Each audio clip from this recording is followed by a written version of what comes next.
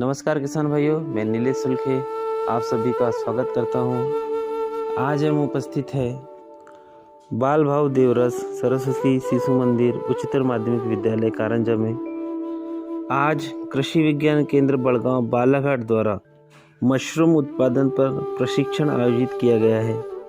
इसमें doctor RL Raut, वरिष्ठ वैज्ञानिक, प्रमुख कृषि विज्ञान केंद्र बालाघाट द्वारा मशरूम उत्पादन पर प्रशिक्षण दिया जाएगा।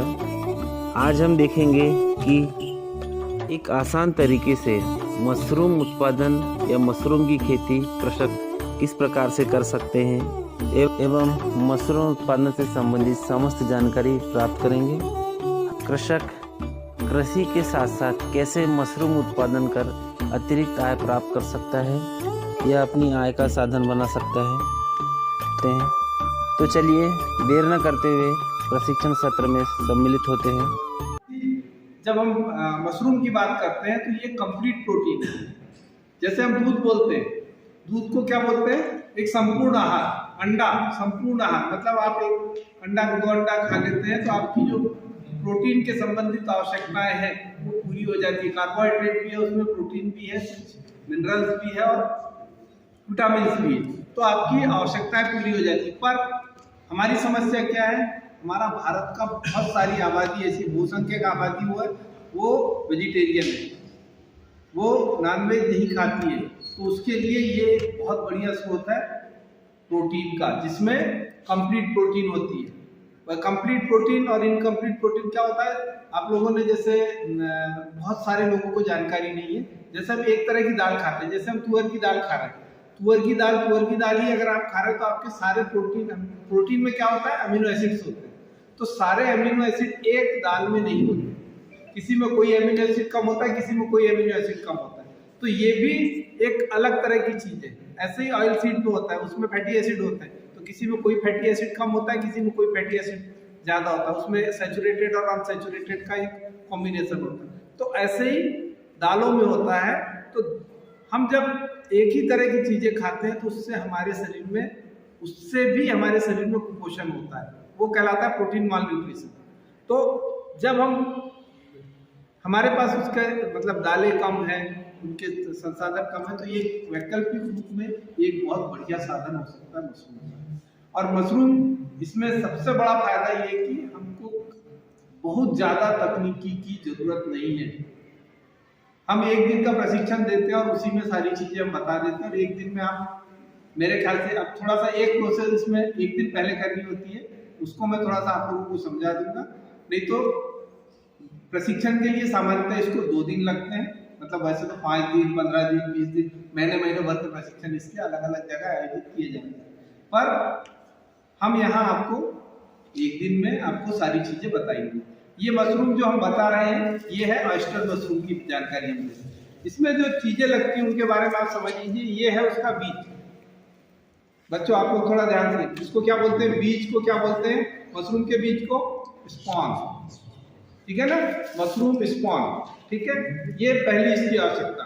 दूसरी आवश्यकता फार्मेलिन। ये फार्मेलिन है, एक तरह का केमिकल है। फार्मेल्डिहाइड सुना है ना आप लोग? बायो वाले होंगे, मैथ्स वाले होंगे, एग्रीकल्चर। फार्मेल्डिहाइड 40% फार्मेल्डिहाइड का जो सॉल्यूशन होता है वो क्या कहलाता है? फार्मेलिन, ठीक है। 40% फार्मेल्डिहाइड का सॉल्यूशन जो होता है उसको हम बोलते हैं फार्मेलिन। ये फार्मेलिन लगता है। इसके अलावा लगता है इसमें ये है बायोस्टीन, कार्बेंडाजिम, ठीक है ना। इसमें एक रसायन है, फंजीसाइड है, ठीक है। मैं इनके उपयोग भी बताऊंगा, क्यों करते हैं वो बताऊंगा। ये बन्नी लगेगी और आपको रबर बैंड लगेगी, पानी लगेगा, भूसा लगेगा। इसमें से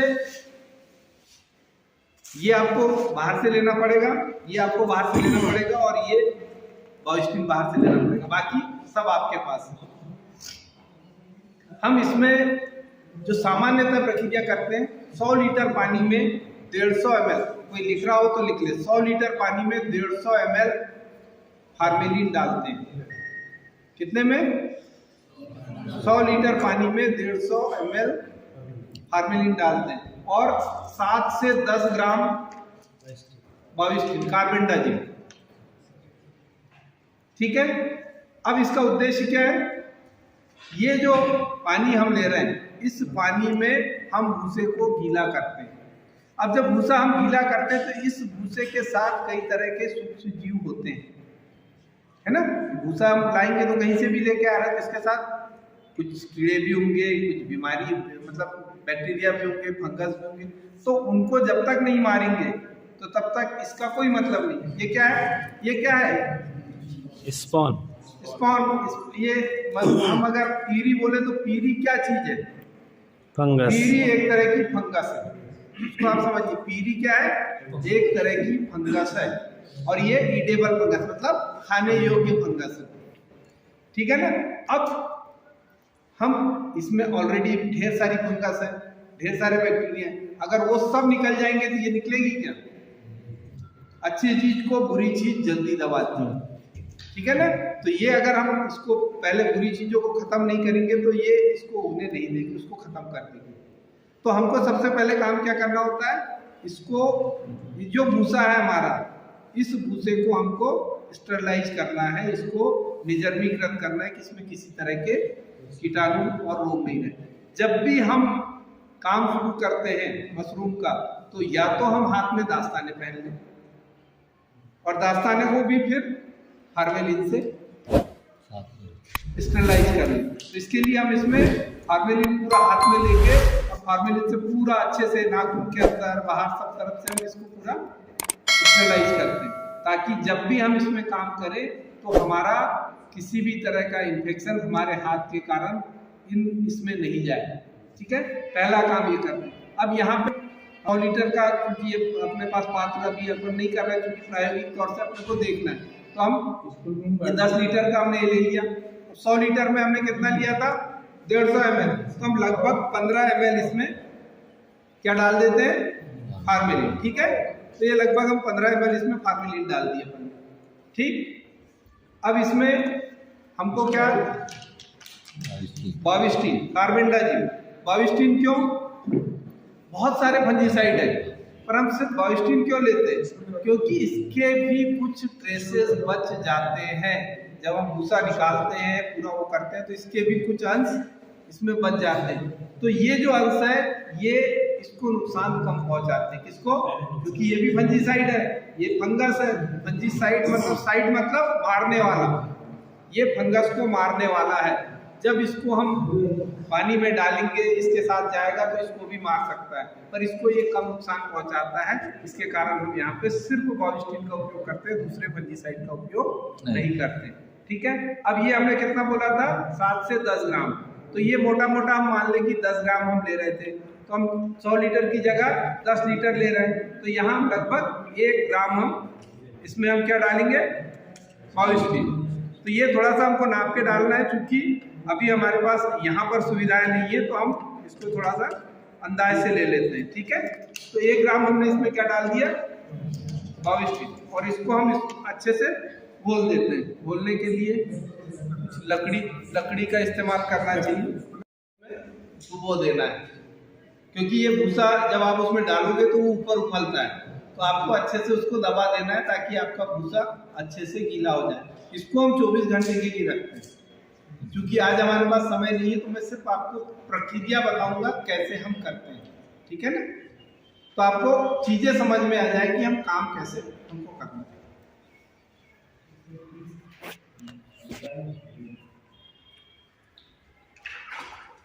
ये हम इसको मिला लेंगे, ताकि चूंकि ये हमारा लिक्विड था वो तो आसानी से मिल जाएगा, पर बाविस्टिन जो है वो हमारा घुलेगा नहीं। या तो पहले आप उसको किसी में घोल लें पानी में और फिर इसमें डाल दें, वो तरीका ज़्यादा आसान रहता है, उसमें आपका सारा घुल जाता है। इसमें हमको ये जितना हमारा भूसा है इसको इसमें डालना है। ठीक है,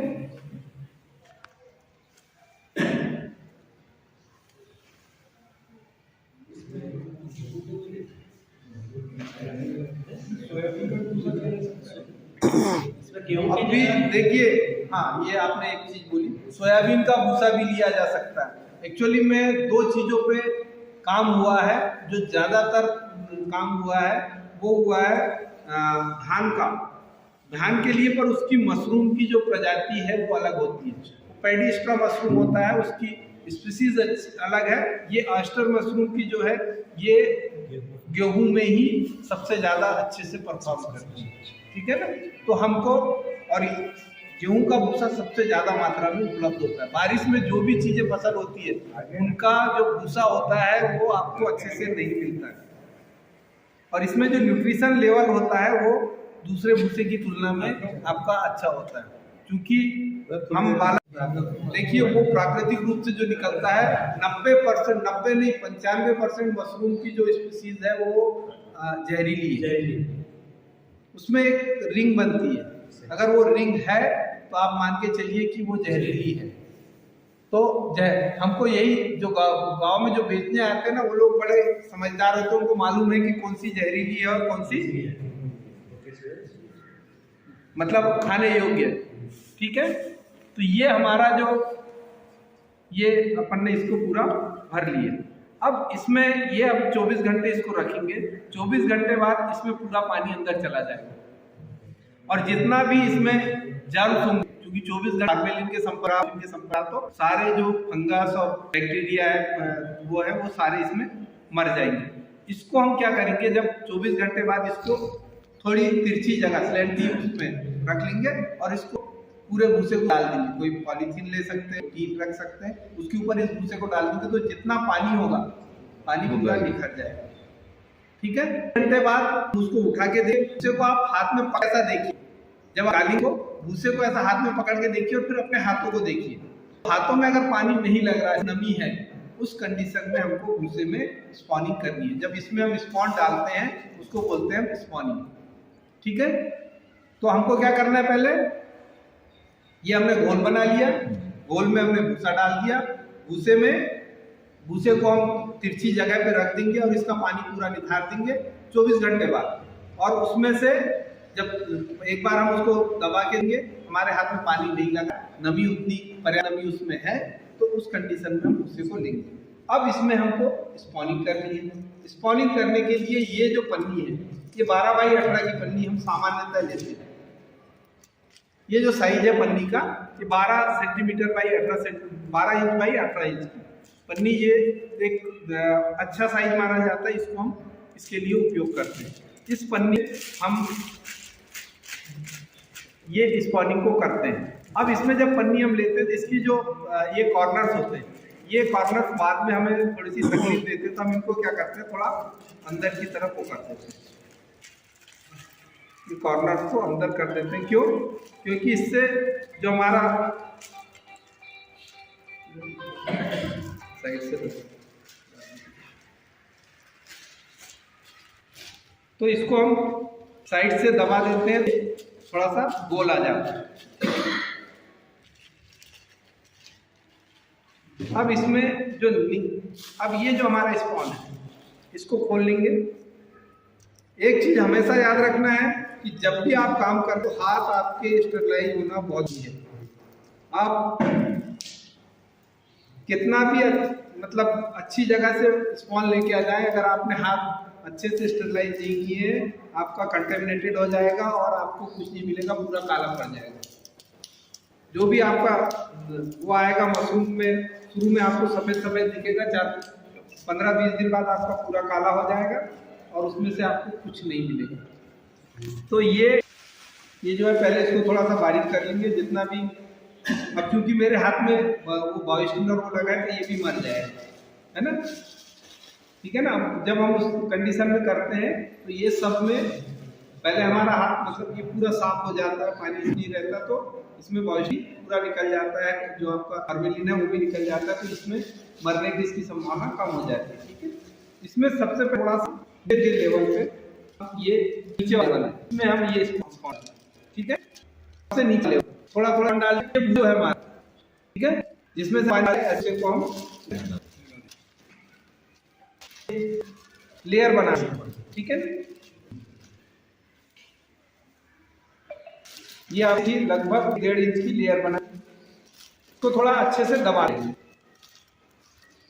अब क्या करते हैं हम, किनारे इसकी जो है पन्नी बाहरी है, इसके किनारे किनारे हम स्पॉनिंग करते हैं। क्यों करते हैं?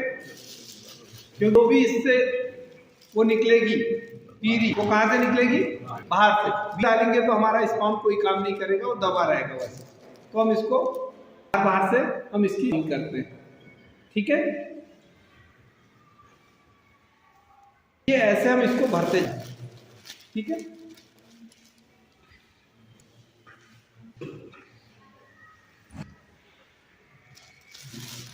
ये 1.5-2 इंच करीब हमने फिर से भर दिया इसको।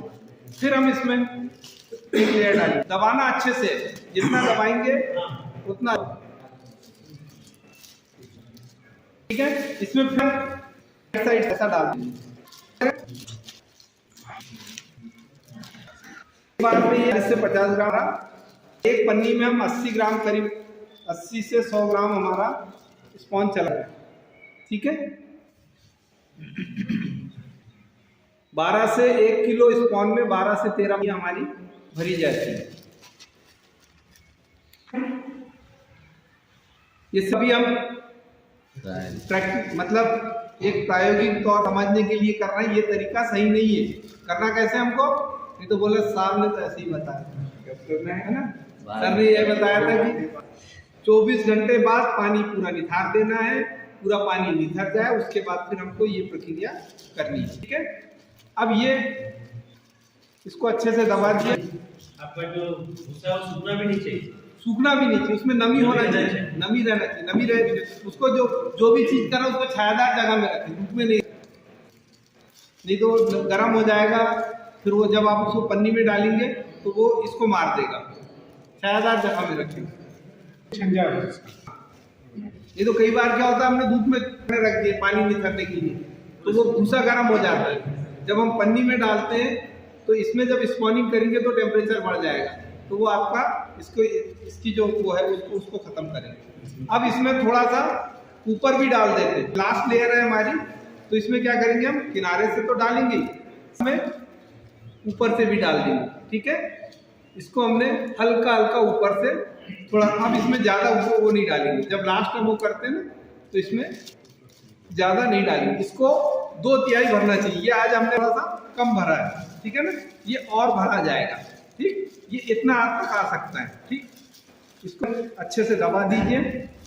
दबाने के बाद इसको रबर बैंड से इसको पैक कर दें।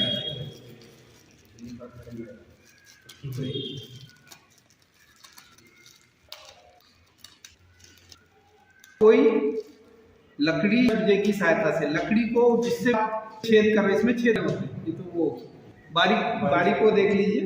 जैसे ऐसे भी आप कर सकते हैं, थोड़े छेद होना चाहिए इसमें। आप करते हैं कि ताकि निकल जाए, ऑक्सीजन उसमें जाती रहे।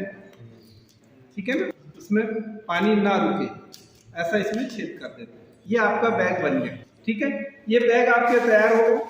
ये बैग जब आपके तैयार होगा, इन बैग को आपको रख देना है। कहाँ पे रखेंगे? कमरे में जिसमें आपको मशरूम का उत्पादन लेना है, ऐसी जगह में आप ये बैग को रख देंगे। वहां पे 15 से 20 दिन में ये बैग पूरा सफेद हो जाएगा। अब जो कमरा आप लेंगे, जिस कमरे में आप रख रहे हैं, उस कमरे में जो तापमान है वो 25 से 30 डिग्री सेंटीग्रेड होना चाहिए। 80 से 25% आर्द्रता होनी चाहिए। आर्द्रता और तापमान, इसका बहुत खेल है यहाँ पर। जैसे ही आपकी आर्द्रता कम हुई तो दिक्कत हो जाएगी, आपका टेम्परेचर बढ़ा तो दिक्कत हो जाएगी, उत्पादन आपका कम आएगा। तो ये हमको थोड़ा सा ध्यान देना पड़ता है कि हम जिस कमरे में इसका उत्पादन कर रहे हैं वहाँ तापमान मेंटेन कैसे करें। मेंटेन करने के लिए सामान्यतः हमारे घरों का जो रूम तापमान होता है वो 25 से 26 डिग्री सेंटीग्रेड होता है सामान्य। गर्मी में हो सकता है 35 डिग्री सेंटीग्रेड तक जाता है। तो में बाहर, घर से बाहर निकले तो हो सकता है वो 45 हो, 48 सेंटीग्रेड भी हो सकता है। मार्च तक तो अपने मार्च तक कोई समस्या नहीं, अप्रैल में तो बहुत समस्या नहीं है। हमने तो जून में पैदा कर। अब आप सिर्फ ये है कि खिड़की, जितनी भी खिड़कियां हैं, वैसे तो नॉर्मल हम सब बंद रखते हैं, खिड़कियों में आप फट्टे लगा दीजिए। जो भी खिड़कियां हो, जूट के बोरे भी, और उनको करते हैं। नीचे रेत डाल दी, हमको डाल दी तो पानी डाल नमक अपने आप से आते हैं।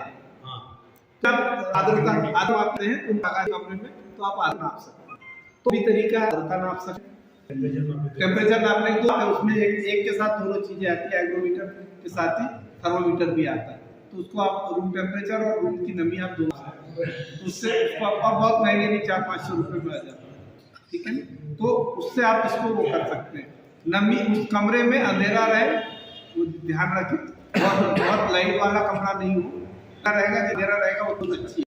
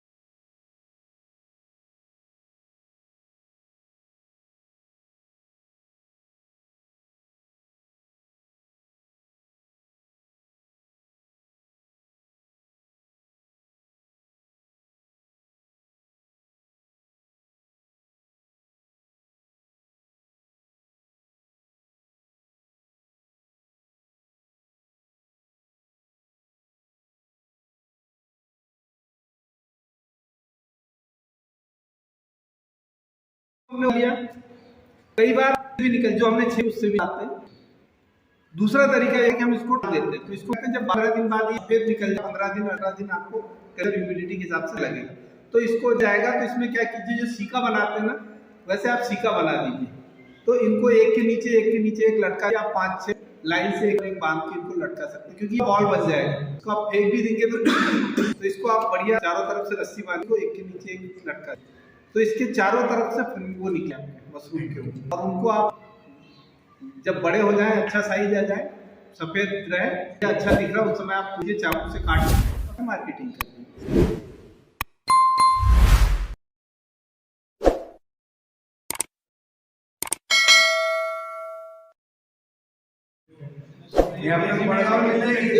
एक केजी में 12 से 13 पैकेट बन जाता है।